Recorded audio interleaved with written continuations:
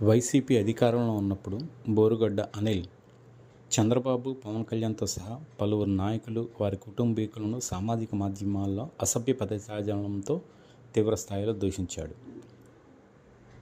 అయితే అన్ని అభియోగాలతో రాజమహేంద్రం కారాగారంలో రిమాండ్ ఖైదీగా ఉన్న అనిల్, తన తల్లి పద్మావతి చెన్నై అపోలో ఆసుపత్రిలో చికిత్స తీసుకున్నారంటూ హైకోర్టులో నకిలీ మెడికల్ సర్టిఫికేట్ దాఖలు చేసి ఈ నెల 12 వరకు మధ్యంతర బెయిల్ పొడిగించుకున్నాడు.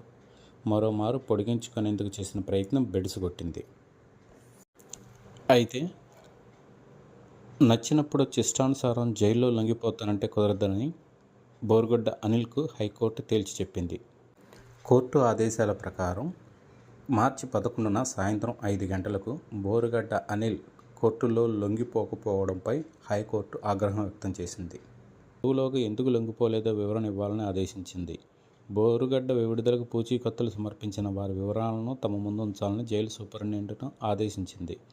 నకిలీ మెడికల్ సర్టిఫికేట్తో మధ్యంతర బెయిల్ పొందడంపై తీవ్ర చర్చ జరుగుతున్న వేళ ఈ ఉత్తర్వులను మరోసారి పొడిగించాలని హైకోర్టును కోరడంపై మండిపడింది. ఇప్పుడు బోరుగడ్డ అనిల్ కుమార్ సీన్ ఏ రకంగా మారుతుందో